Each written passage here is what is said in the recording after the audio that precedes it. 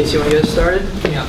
What would you like out of Nico Collins on Saturday's game? Well, loved the big play. Thought he did a great job of running his route first with speed, and did a great job tracking the ball, and made a fantastic catch. He blocked well and consistently ran good routes the whole game. So there was others. Donovan, caught the ball. All our receivers did a great job catching the ball. Quarterback was really accurate throughout the game. Good to see Oliver Martin step up and make a big play in the game, and a couple other catches as well. Good to see Ronnie Bell get action. Grant Perry also had a very good game. So it was good to see. Definitely thought our receivers improved, and there's things to build on there. Yeah, thanks, Jim. Mm-hmm. On the right, Adam. Jim, you guys were 4 of 8 to tight ends against Notre Dame. Just what did you see out of the tight ends, McCune in particular, and was it a concerted effort to get them the ball more on Saturday? Yeah, we really like our tight ends, and I thought there was an opportunity to get McCune the ball on the play that Shea threw the post to Nico. Sean ran a good route there. It was a heck of a play that Notre Dame made. 42 made a great play on the throw. Shea had to throw off his back foot because he had pressure. There's another example, and there was some third down conversions that we had to our tight ends. So, and they blocked extremely well. I think that's another positive. Look at the tape. In front, Nick. Jim, I don't know if was Devin Bush just cramps, or was there more to him going in and out? I can't remember if he came back in at the end. Yeah, I think it was limited amount of plays in the second half. Is he okay? I guess. Yeah, I think so. And then with the pass pro stuff, I know we talked about that in the offseason again on Saturday. Would you watch it again? What do you see from what went wrong a couple times, and why was there pressure coming up on Shea?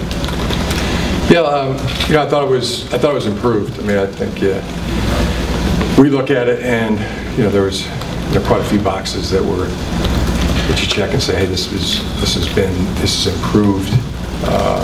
That was another area I think it's improved, and continue to get better in that area. But I think it was one of the areas that I think we're improving in. On the right middle, John.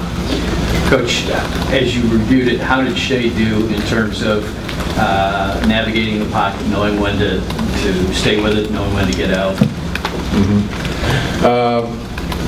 Really good. I mean, the thing that popped the most was his accuracy, location of the balls.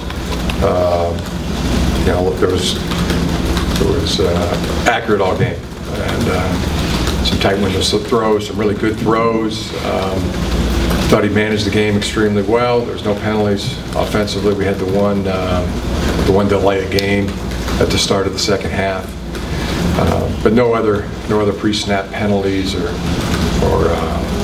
formation penalties or by the offense. I thought that was real positive. Something we were better at in this ball game than we've been, and another good thing to build on. But first time in a game situation, I thought he ran that extremely well. Next to Steve. Jim, what is it in Dylan McCaffrey's makeup that allowed him to come into that setting that he came in, about as much pressure as a guy could make his debut and show the moxie, as you said, that he showed? Yeah, I just he was seeing things good. I guess in his makeup, he's got that ability to be cool about it, cool under pressure, and he threw the ball accurately as well from the pocket and on the run, managed the pocket, stepped up nicely in the pocket, pulled his own read, was able to get a few yards that way, took care of the football, Also was able to run the offense without any missed calls or formation issues. So I thought it was good, Asked him how he was doing, and said he was enjoying it. Said he was having fun. So that part of his makeup is really good. That's a good sign right there. Yeah, I'm enjoying it rather than Right. In the back. What's been the attitude of the team in the last 36 hours that you've seen inside the locker room? I mean, loss hurts. It just kind of hurts your body. But getting our bodies back. Guys that played a lot of plays, played in a very physical game, or came out well from a physical standpoint, and last 24, 48 hours you get yourself back to full speed, and the team's in the process of doing that. Yeah. Emotionally, mentally, that's through a lot of losses. It hurts. In the front here, Angelique. Jim, do you feel like you're set with this offensive line, and can you see maybe trying different personnel in this week going into this game?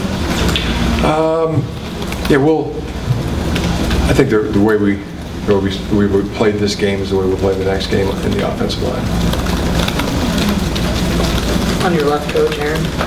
Jim, what did you like out of Cron Digdon? And we didn't see much of Chris Evans in the first half. Is there any particular reason for that? Yeah, Karan was running well. I mean, he, especially in the first half, and just kind of riding him. He was seeing the holes, and he was very good in the pass protection. Had a couple really nice blocks, and then we were able to come with Chris in the second half. But they're both equally as good, equally like to get the ball to them as throughout the course of the game. I mean, I don't know if we'll have a game where they both get the exact amount of touches per quarter, or per half, or per game, but yeah, we're very confident with both our backs. On your far left. How important is it to kind of reiterate that, hey, you got three home games coming up, we can get back on a roll here? I mean, has that sort of been the message that one loss isn't going to kill the season?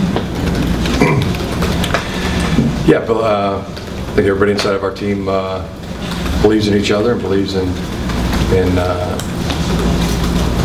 the team, believes in each other, and stressing the importance of going from week 1 to week 2, and never more important than with this ball club. So looking to make all those strides that you can in this 1 week, and focuses on that. Focuses on this game. No more important game. The one we'll go down the tunnel to play this week. Coach, one row back on your left, John. Jim, why was it taking so long to snap the ball in a 2-minute? Yeah, that's something that we can improve. Yeah, we're addressing that. Is that a systemic thing there, or is that in terms of call coming one place and then? Yeah, I mean we're at the line of scrimmage. Yeah, we were in the we were in a crowd noise situation. We were on the road, and we had a way of getting the ball snapped in a silent cadence, and we didn't want to have more than one way in the first game of doing that. So yeah, we'll first time center, first time quarterback. In the system, we kept it more simple, but we'll add layers to that, and another layer be getting the ball snapped faster in the 2-minute situation. Coach, over on your right, Chris. Coach, what were your thoughts on your interior defensive line play after watching film? It was good. It was another boxy check where you see improvement, experienced players in there. veteran players, doing a very good job. Really was really impressed with the front and how they played. Right in the front, Nick. Jim, when you mentioned earlier, John, that keeping it simple, first-time quarterback, first-time center, all those things. When you're going in, you're calling a game, and you're down 14-0 immediately. Is it hard to not deviate from keeping it simple, knowing it's Shea's first start, or was that just the whole? I was just referring to the cadence. The whole offense. I mean, when you're calling everything, I mean, I would assume. Am I wrong in saying that you're trying to keep it as safe as you could with a new quarterback? No, yeah. I mean, it wasn't. I was just referring specifically to the cadence variation in this particular ball game that we'll add layers to. No, we got we were 2 scores down. We went to the no huddle 2-minute type of tempo, and that can be sped up. I thought the entire offense it was not a simple game plan. It wasn't it just wasn't. So I was just speaking specifically about that cadence variation. In the middle right, or back right here, Adam. Jim, how do you respond? Constructive criticism is one thing. How do you respond when former member of the program, kind of an expletive-laced, malicious tweet rather than, I guess, a higher road? How do you respond to that? What goes through your mind when you see and hear about that? Talking about the Braylon Edwards tweet? Yes. Well, number one, first of all, it's not true. It's not coming from anybody inside the program. Angeli? Jim, what was your take on the Metellus on the targeting? Did you think that was the right call?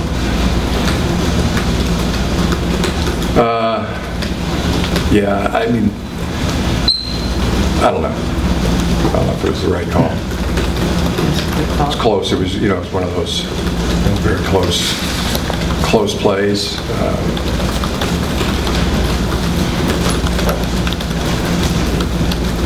Follow? Sure. Yeah, on Brandon Peters, will he be, the knee, you mentioned the knee injury, that he wasn't 100%, do you think he'll be? Yeah, I should have said leg. Really wasn't exactly a knee. It was a lower leg injury. I think something we can, something we're going to be able to manage, address, and see how it progresses. On the Braylon tweet, I mean, is this something you'd like? You mentioned, he's on the Big Ten Network. Is this something you'd like to see the Big Ten Network do something about him, reprimand him, suspend him, whatever, or something like that? I mean, we'll handle things within the program. That's all we control. 2 more questions, one in the back there. What have you seen out of Western on film so far? Very aggressive. Their game against Syracuse was a hard-fought game. They battled. So that's what we're getting to know right now. We looked at the team in the summer and continue to do so right now. But been impressed. Last question in front, Nick. Jim, you guys can use Ambry in like 3 phases of the game. The kick return is playing defense. Do you think you could work in that offensively? Is that something you're considering? I think we could. All things are, consider all things. On the table, I think. Yeah, as always, All right. Thanks, guys. We have Thanks a lot. players here. Thanks.